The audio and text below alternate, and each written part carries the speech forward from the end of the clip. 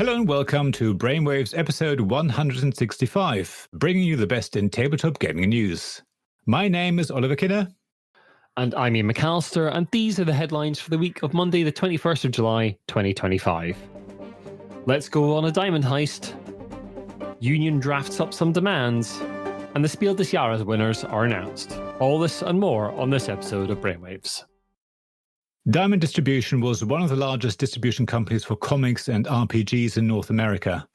It ran into financial difficulties earlier in the year after a deal to buy the company fell through over accusations of fraud on the part of Diamond. The potential buyer had accused Diamond of inflating its numbers and lying about the status of its relationship with various publishers, including Wizards of the Coast. Now Diamond is asking courts to let it sell any stock it currently has in its warehouses in order to pay off creditors. Naturally, the companies who own that stock are not very happy about this idea. Diamond currently holds stock for over 128 companies. Ian World has a complete list of the companies involved. In the filing to the court, Diamond states the following. Following the closing of the sales of a substantial majority of their assets, the debtors are in possession of significant inventory that was shipped to the debtors on a consignment basis. The consignors have not satisfied the requirements under applicable law to perfect their interests in this consigned inventory. As further explained below, this gives the debtors the right to transfer title to this inventory free and clear of the consignors' interests. Paizo Publishing, creators of Pathfinder and one of the consignors for Diamond, have already said that their books will not be widely available for a while due to the stock not being sent to Diamond. This includes some August and September releases. Green Ronin, publishers of The Expanse, Mutants and Masterminds, and a variety of other RPGs have turned to crowdfunding to try and weather the storm.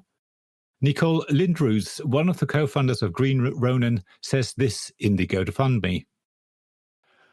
Diamond is attempting to use a legal technicality to claim ownership of millions of dollars worth of consigned inventory, which amounts to several hundreds of thousands of dollars for Green Ronin Publishing alone. This is stock that we still own and have not been paid for. This is a dire financial threat to our company, not just today, but well into the future. We must secure legal representation immediately before the deadline to do so passes. While there is no good time for someone to steal hundreds of thousands of dollars worth of your property to sell for the benefit of their biggest creditors, it is especially challenging given that Gen Con is just weeks away. Gen Con is not just a convention for us, it's our most important annual event for connecting with TTRPG enthusiasts, our business partners, and our community, and this year is no exception. Nicole goes on to say that Diamond's issues have left it without a book trade distributor, a fundamental part of Green Ronin's business model.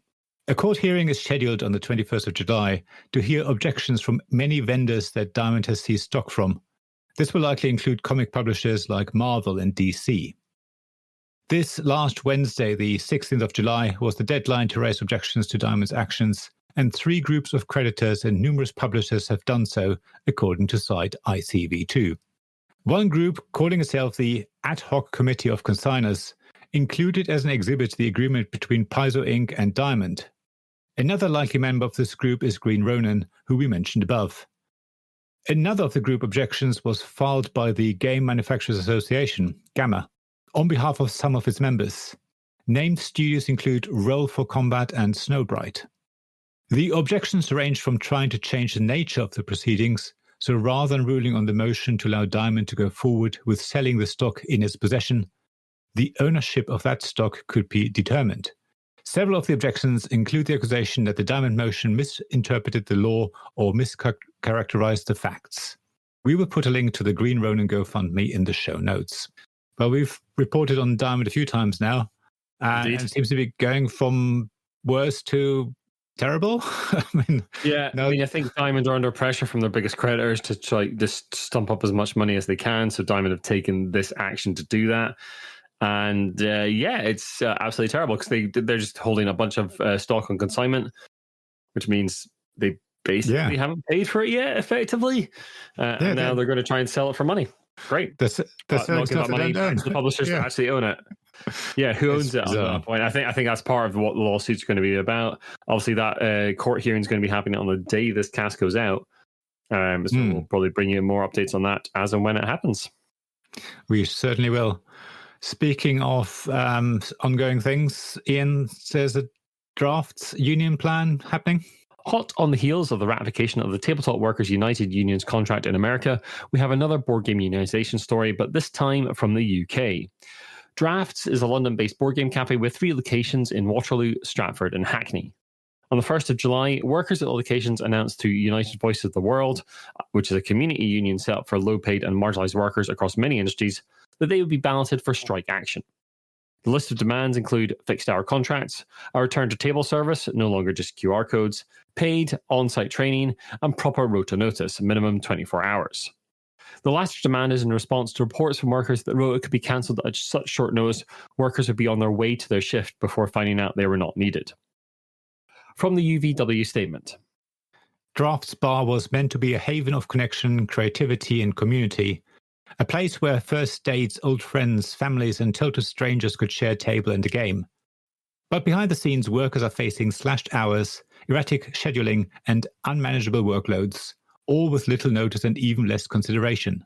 Instead of fulfilling its mission to be a trailblazer in competitive socializing and a hub for all kinds of people, Draughts appears to be becoming like a profit-driven conveyor belt where staff say they are being treated like cogs in a machine, not people with lives, commitments, and basic rights.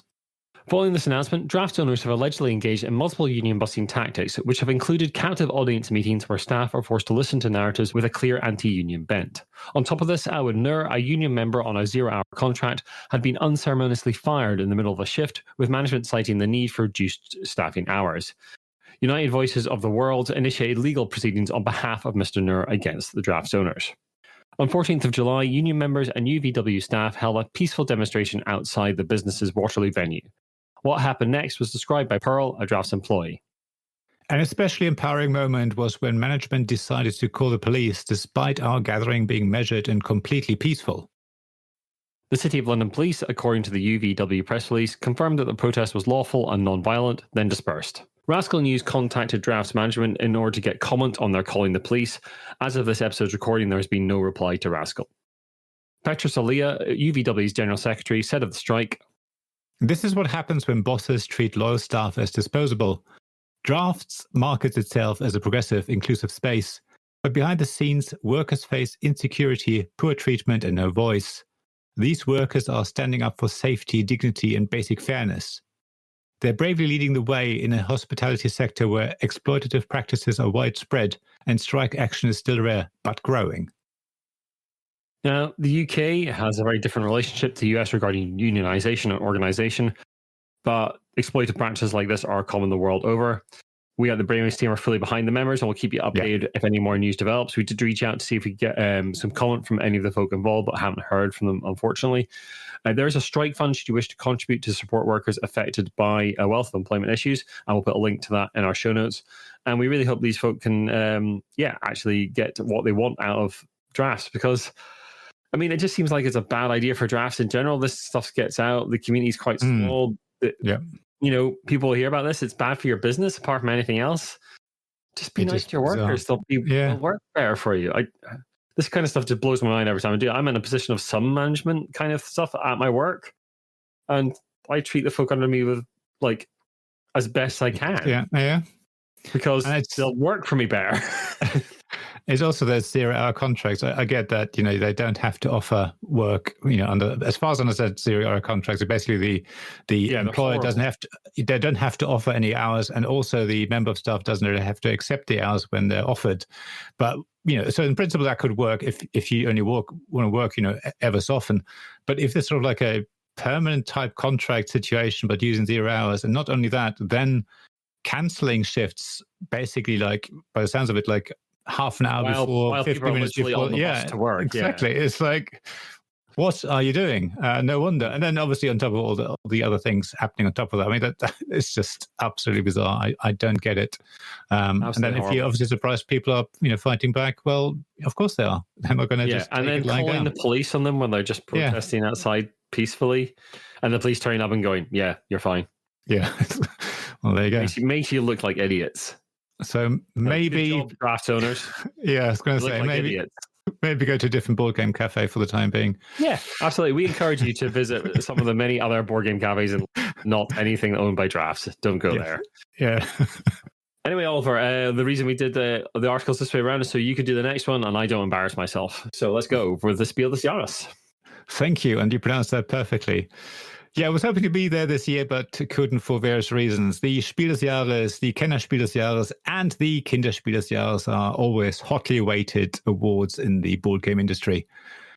Well, we reported on this previously. The nominees were announced back in May, but last Sunday, the 13th of July, at time of recording, it was finally time to crown and celebrate the winners during a live-streamed ceremony at the NHAU in Berlin in Germany.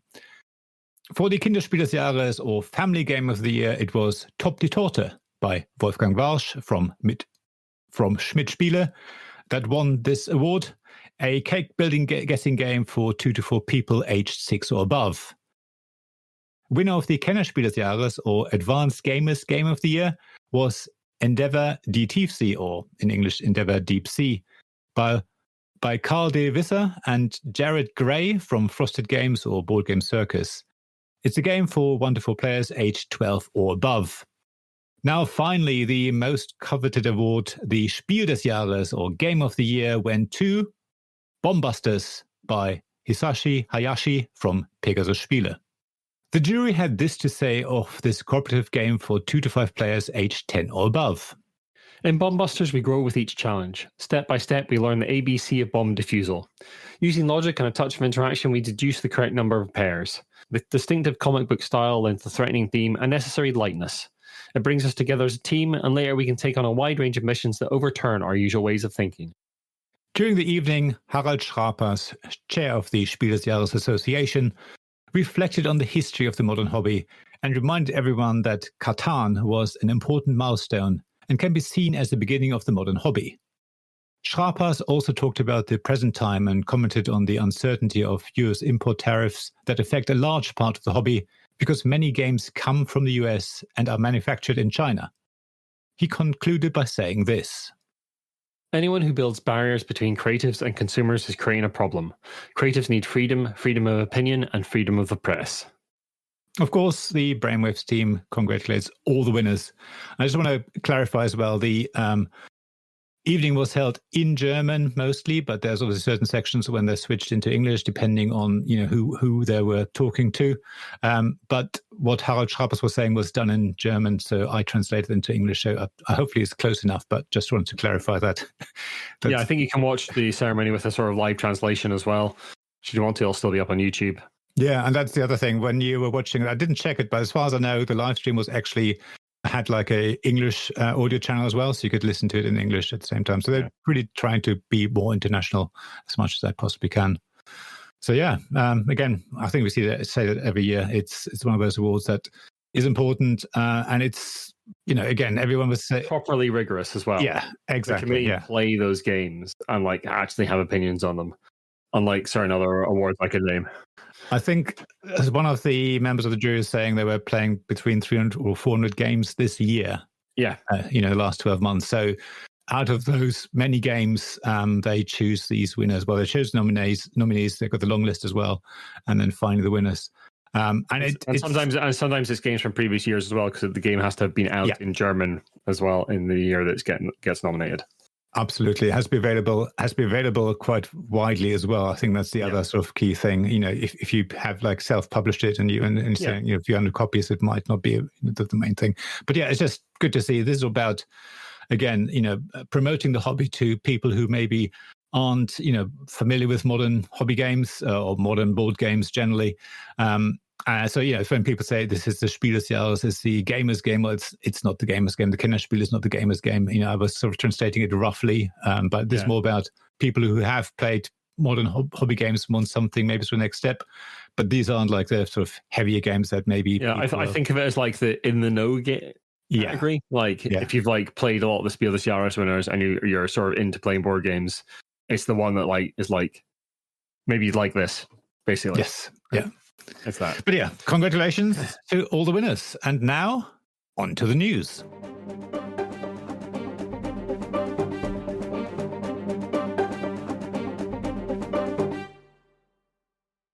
Cool Mini or Not, the US-based board game publisher whose ever-dwindling stable of games is raising eyebrows across the industry, has shared an update with backers of their Degenesis Clan Wars Gamefound campaign. CMON confirmed that the campaign will be cancelled and full refunds issued following the termination of the contract by Six More Vodka Studio, or SMV for short. According to CMON, the game was at a very advanced stage of development. Extensive materials, including campaign books, dashboards, cards, tokens, and miniatures, had already been prepared. Factories had also completed molds for the core box miniatures, with production well underway. Despite this, CMON said it received a demand from SMV for a payment exceeding the entire campaign's value, including advances CMON had already paid, plus additional costs not part of their agreement. Gamelyn or not insists it fulfilled all contractual and financial obligations and claims that SMV made the decision to terminate the contract unilaterally with no breach of contract on CMON's part. SMV founder Marko Jeredovic told Board Game Wire that they disagreed with CMON's accounts in the strongest possible terms. Marko gave this quote to Board Game Wire. As a tiny company, we sought out CMON as a capable publishing partner to help us deliver the game we care so much about. However, after we delivered all required materials over a year ago, communication largely ceased. Transparency is a core tenet in communication with our fans, but with the game in CMON's hands and no details available to us, we were unable to uphold our standards, leaving us increasingly uncomfortable and eventually bringing us here. In the meantime, we can confirm only that the contract has indeed been terminated by us, a step which was not taken lightly, after extensive attempts to resolve matters in a more amicable manner. Gamelyn or not says that all backers will receive a 100% refund once legal matters are resolved. They also ask supporters not to contact customer support for refunds until further instructions are provided, and pledge to remain as transparent as possible while respecting legal constraints. In their Gamefound update, CMON thanked backers by saying this. Lastly, thank you for standing with us through this journey. It's painful to fall short of a project so creatively rich and ambitious after coming so far. Well, that's another game that CMON will not be delivering. I mean, it's sold off a large proportion of its catalogue. Asmodee now owns Zombicide. Tabletop Tycoon now owns various parts of the CMON back catalogue. And as we've mentioned before, it might be that they're looking to go into more distribution in Asia. But when CMON are saying something and a small company is saying something else, I'm inclined to believe the small company because at the moment, Gamelyn are not to be trusted in any way or form. I haven't done a tally recently, but that might be like they've got like 10 now projects undelivered. Plus the ones they bought from Mythic as well, is taking them to 12 or 13. And where's that money going to come from for the backers? Like they don't have money to make games that they've already pledged. If you're a backer of this project, do not expect your money back. That's my advice. Yeah, absolutely. And then if they're being sued for money by SMV anyway, it's just all I don't know. It doesn't add up. And as we always say, if you go on crowdfunding, remember you're only supporting a project. You're not buying a product. It's not a store, no matter how many crowdfunding companies would like you to think otherwise. But as one company shrinks, another company grows. Yeah, on the 23rd of June, Asmodee, the global board game publishing and distribution company, announced a new exclusive distribution partnership with Maestro Media. Maestro Media is a Los Angeles-based board game publisher with a large number of popular licensed properties. Its portfolio includes The Smurfs, Hidden Village, Strawberry Shortcake, Sweet Journeys, Donald Duck and Happy Camper, and 2001: A Space Odyssey.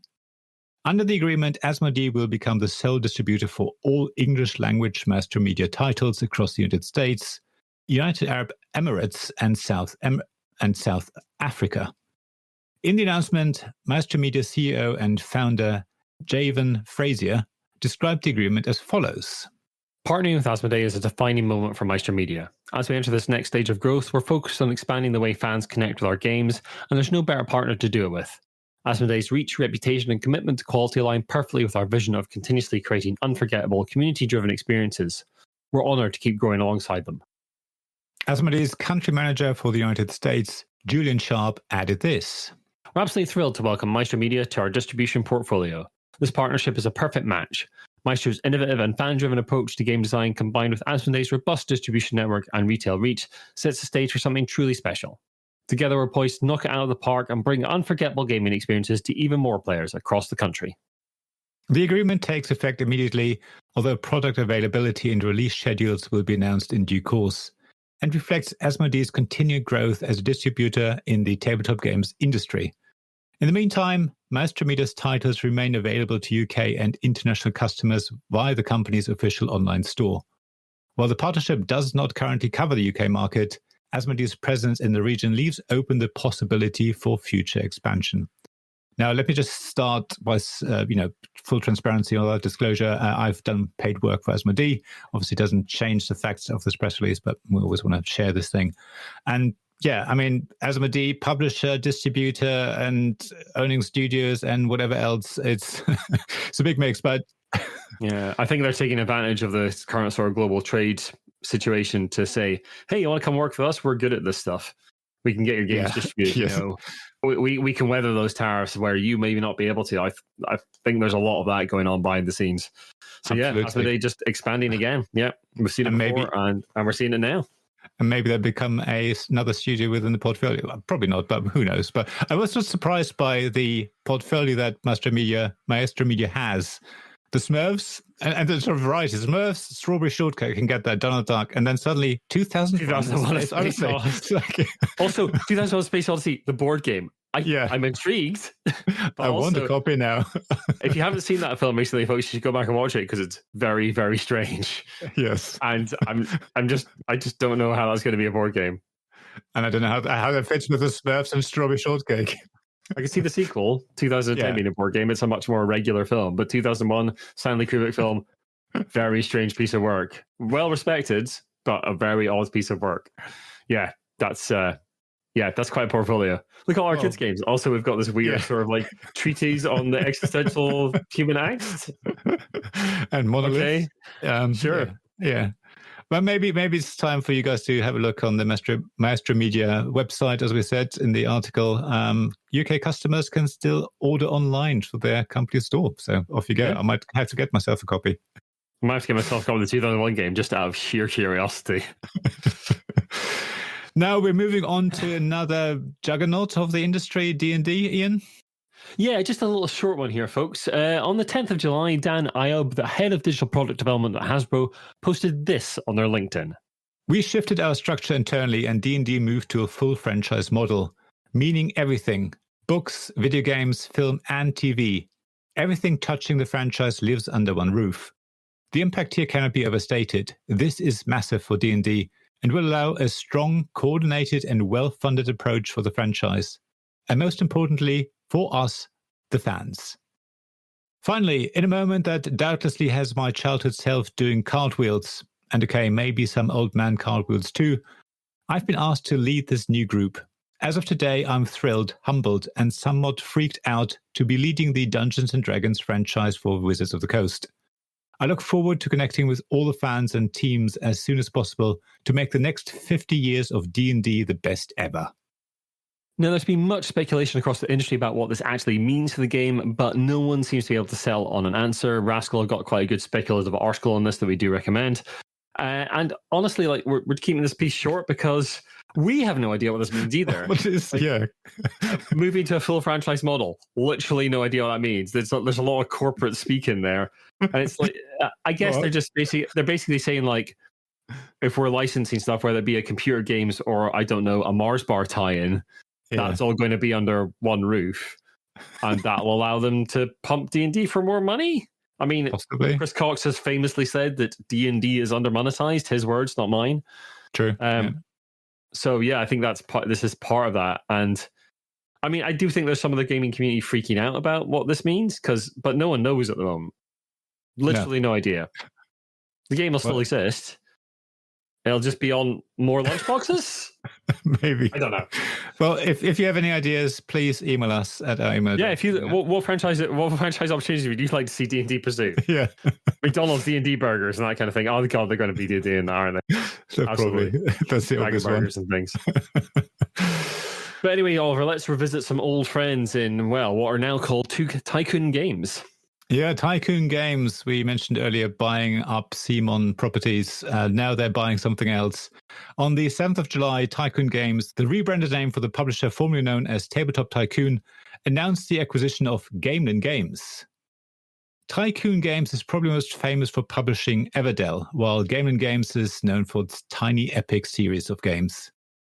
Gamelyn's most recent release, Tiny Epic Dungeon Adventures, concluded a successful crowdfunding campaign on Kickstarter raising over $1 million and demonstrating continued interest in the brand.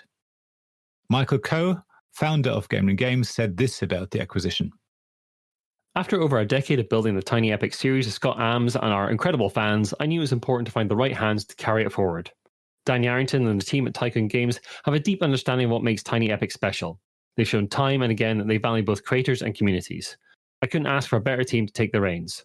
I'm confident they'll honour the legacy while continuing to grow the series in exciting new ways. Dan Yarrington, CEO of Tycoon Games, added this. These titles have captivated players with their innovative mechanisms and immersive worlds. We are honoured to welcome Tiny Epic and Heroes of Land, Air and Sea into the Tycoon Games family. The acquisition forms part of a wider growth strategy. Tycoon Games recently acquired a number of titles from other publishers, including the Trailblazer line from Mariposa Games, Canvas from Road to Infamy Games, and, as we just mentioned and reported previously, CMON's Games, Blood Rage, Rising Sun, Ankh, Gods of Egypt, Arcadia Quest, and Starcadia Quest. Thank you to Gavin Jones from our Discord for bringing this to our attention. Now, I didn't want to make this part of the article, but I think it's worth mentioning that obviously Tycoon and previous incarnations, and I guess Dan Yarrington specifically, has been embroiled in a number of controversies. Yeah, shall I go over those? I'll off you go. I'll give a little recap of what those were. So yeah, they've been involved in a number of controversies, as has Dan Yarrington specifically. In 2016, Zev Schlesinger and Paul Girardi, both of whom formerly worked for Zedman Games, sued Yarrington and Myriad Games, Yarrington's game retail operation, for fraud and breach of contract. Yarrington was subsequently found guilty, but no damages were awarded at the time. Even Phil Eklund, who's a kind of hugely controversial figure himself, has some slightly questionable opinions about history and racism in general, joined in, claiming in 2018 that Ship Naked, another one of Dan Yarrington's company, was causing a 2-year delay in the fulfillment of some of his games. And then in 2022, Starling Games, one of Tycoon Games' brands, went after Etsy shop owners who were selling Everdell accessories. There was a recent interview with Dan Yarrington in Board Game Wire, where Mike interviewed Dan about sort of the current acquisitions and that kind of thing. The reason that Tycoon Games is now Tycoon Games and not Tabletop Tycoon is they're basically bringing all their brands under that. So like Starling Games that makes War of Whispers, for instance, will no longer exist. It'll just be Tycoon Games from now on. Now that's the brand you'll see on there. So they're obviously gearing up to be a bigger player, to like have that name on more products. I have some issues with the interview with Dan Yarrington. I think like Mike could have maybe pushed a little bit harder on some of the controversies, but Mike's a good journalist. He knows what he's doing. It is an interesting interview. So yeah, we do recommend you go and read that. We'll put a link to it in the show notes as well.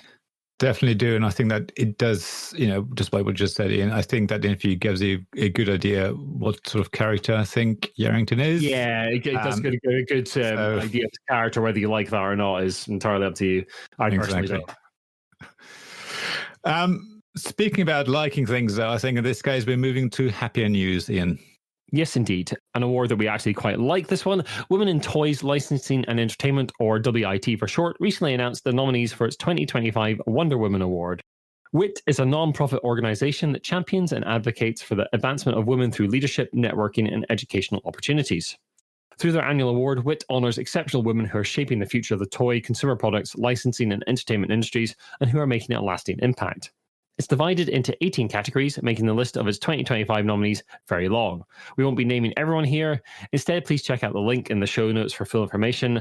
There you'll find women from a wide range of well-known and high-profile entertainment companies, as well as smaller, less well-known ones. We wish everyone the best of luck, but we would like to draw attention to one person specifically, Ellie Dix from The Dark Imp.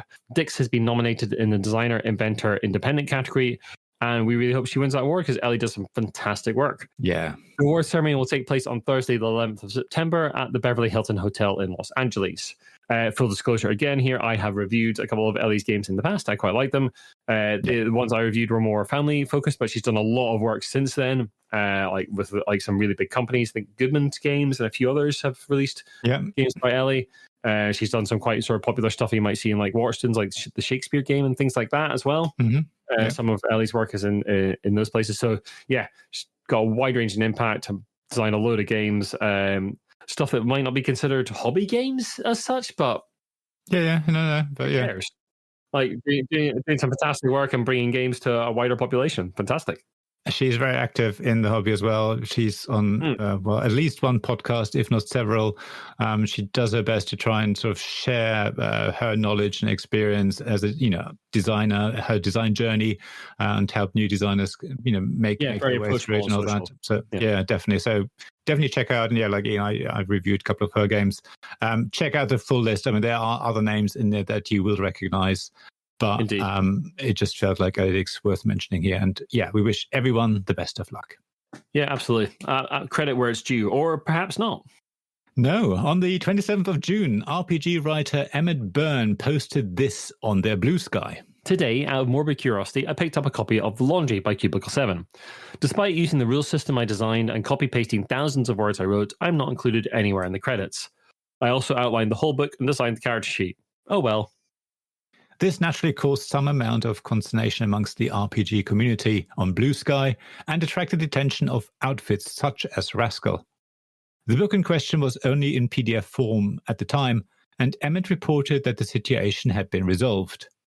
We reached out to Cubicle 7 to inquire as to how this had occurred. Patrick Murphy, producer at Cubicle 7, got back to us saying this. We always release our PDF a few weeks before finalizing print files, which is a bit of a warts and all way of doing things, but it lets us catch many errors before committing anything to paper. We released the Laundry Files PDFs on DriveThruRPG and our own website on Thursday, the 26th of May, and the book's producer spotted a social media post about a missing credit on the 27th/28th. The error was corrected on Monday the 30th, the following business day. Making TTRPGs or any large project like this involves a lot of people and mistakes can happen. We'll always try our best to credit everyone who contributes. We include the names of all the creative folks involved and our entire business team in every book, as we couldn't make these games or pay the bills without them. Yeah, I mean, these things happen. It sounds like an honest mistake. I don't know what the Rascal... Was it a Rascal article? There wasn't a Rascal article. I saw, I think I saw Caitlin from Rascal sort of inquiring about it with Emmett. But I don't think anything came of it because it was all quite quickly. We wanted to include the story in the cast because it's nice to highlight things that sometimes go wrong and have people hold their hands up and say, "Yeah, mea culpa, our mistake, and it's been sorted." No, definitely. We don't like reporting controversies with no resolution. No, all the time. So it's nice to go "Hey, this happened," and then it got sorted out. Great. Yeah, so the industry isn't all bad. They're actually actually credits Cubicle 7 there for holding up their hands and and getting back to us. We're a small outfit, so it was nice that someone got back to us and sort of let us know what was going on. So really appreciate that from Patrick and the Cubicle 7 team. Sorry for giving my wrong email. They had a bit of a getting back to me because I sent with an old email address that bounced randomly. But thanks very much to Patrick and Cubicle 7 for getting back to us on that story. Really appreciate it. Now on to jobs, opportunities, and events.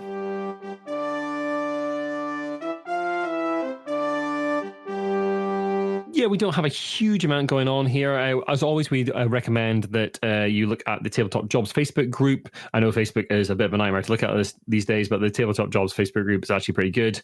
Over the last few weeks, Games Workshop have been recruiting pretty heavily on there, and various other companies across the world. So wherever you are, you'll probably find something on there if you're looking to get into the industry in a professional fashion.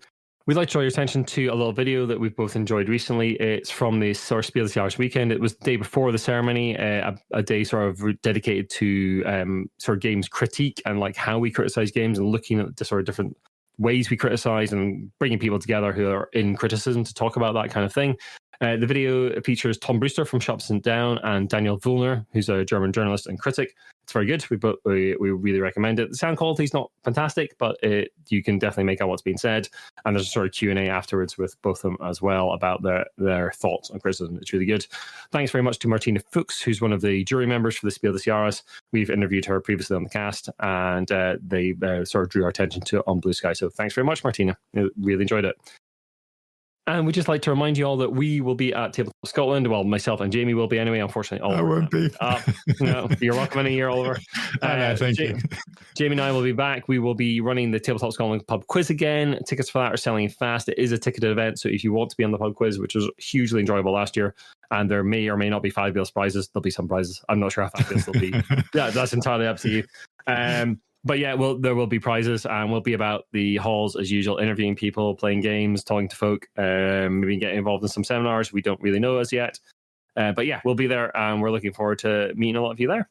So yeah, check that out. It's the 5th to 7th of September, Royal Highland Centre, just outside of Edinburgh. If you'd like to come up, play some games with us, and say hi if you see us around. We're very recognisable in our giant red shirts. I think they will be. It'll be amazing. It was amazing last year as well. So definitely get your tickets. Yeah, we'll have to get you up for 2026, Oliver. Yeah, I have to make it up there. Anyway, speaking of tickets, if I may, I want to promote the Tabletop Games blog Raffle.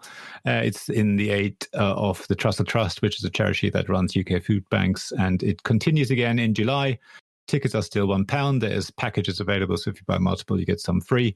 All proceeds, as usual, minus fees, go directly to the charity. I recently posted about the proceeds for the June raffle, so thanks again for everyone who took part. For July, the prizes are games from Stuff by Bez, a couple of brand new ones, and some review copies that are all in great condition. I look after those games as well I can. But yeah, have a look. There's a link in the show notes with more information to the raffle and where to enter.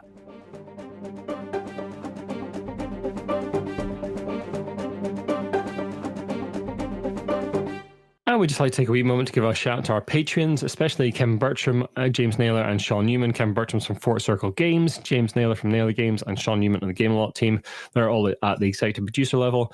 But you don't have to spend that much a month. You can just join us for $1 a month. It really helps us keep the lights on for the website and for the cast. There are various other ways to support us on the site, including like direct PayPal donations, that kind of thing, if you just wanted to give us a little bit of money here and there. There are ways to support us through Fanroll, which is an American company that sell dice and accessories and that kind of thing. We'll put links to all of that in our show notes. Jamie's not here this week, but he did send us an outro, and it's I don't know. It's a strange one of a kind. It's one of a kind. Yeah, it's Uno. Oh. Yeah, the world of gaming is full of strange tie-ins, and I hope I'm going to do Jamie proud here. Yes. World full of strange tie-ins, odd franchising opportunities, and let's face it, a large amount of tat. The tie-in you didn't see coming, and none of us did, is here. A Uno, yes, or Uno, or however you pronounce it in your own language, because it's probably a global phenomenon. Uno opens its doors to the first ever Uno social club at the Palms Casino Resort in Las Vegas, Nevada. From the press release... Uno social clubs transform game nights into an elevated social experience where friends connect, compete, and create memories in venues across the country. From May the 19th, folk can also enter a competition to create a TikTok video using the Uno reverse card filter. The winner will enjoy a Technicolor suite drenched in the brand's iconic red, yellow, blue, and green colours, packed with Uno-themed features including a private bowling alley and game-inspired decor. Now, we don't know what that Uno reverse card filter is on TikTok, but if you're on TikTok, you probably know. No clue. Let us know. We'd love to know what it is. Maybe we don't. Send us a video with it using it, please. I'm genuinely curious. But if that wasn't enough, there will be lots of Uno games on hand and a personal Uno game host to shuffle up the cards in style, which sounds amazing. I think shuffling that deck of cards. An Uno sommelier. Yeah. Now, Ray Adler, Vice President and Global Head of Games at Mattel, said of the collaboration this. We created Uno social clubs to reimagine what game night can be, bringing people together for real-world fun, connection, and a bit of friendly competition. The Uno social club in Las Vegas is just the beginning. We're excited to see how these new experiences inspire players to show up, play hard, and make unforgettable memories. More Uno social clubs will pop up across the country over the year, transforming everyday places into Uno-inspired event spaces, which sounds absolutely fantastic. You can, but again, just to clarify, though, if you love Uno and you find that fantastic, we're not going to, ruin your fun. Of course, as we always say, not. If that's your thing, it's your thing. But it just sounds, a bit interesting why Uno's coming to casinos. But I guess it's a deck of cards, and as we said, there's a special person shuffling the cards. So why not? What I would say is if you do like Uno and you're maybe looking to branch out, maybe try the Spiel Des Jahres nominated Flip 7. Very simple card game, quite interesting. It's like kind of like Don't Stop in card game form. I kind of like it. It's dumb, but I like it. It's fun. Yeah, give that a shot. And it's Spiel Des Jahres nominated, so Yes, so it comes highly recommended. Indeed. Anyway, folks, thank you very much for listening. If you like what you've listened to, then the best way to help us out is to share the podcast and drop us a review and rating on your favorite podcast platform. Seriously, sharing the cast really, really helps us out. Podcast discoverability is very bad. So if you can share an episode when you see it, that is extremely appreciated. It's better than giving us money, to be honest. It like really gets us out there. It's fantastic. You can also follow Oliver at tabletopgamesblog.com. You can come and join our Discord, and we'll put an invite in the show notes. We talk about all the news articles that we talk about on the cast, and we have bits about RPGs and board games and all sorts of sort of just general hobby gaming stuff. Lots of advice and help on there from people who really know what they're doing. On Blusky, we're giantbrain.co.uk. Oliver's Tabletop Games blog, and Jamie is Jam Sandwich. We'll put links to all that in the show notes. We do have an Instagram technically, but I'm not really on there anymore. So yeah, you can find us there, but it's not very active. I'm not even sure why I'm saying it. Our Facebook is The Giant Brain. We still share stuff on there from time to time. Our main website is thegiantbrain.co.uk, and you can find links to all the stuff I do personally, including Call of the Old, the other cast I do. And our email is giantbrainuk@gmail.com. If you've got any comments about stories that we have covered in the past or should cover in the future, then let us know. And if you'd like to talk to us anonymously, your anonymity is absolutely guaranteed. We'll see you in 2 to 3 weeks' time to find out how busy the news is. Bye for now. Bye then. Bye-bye.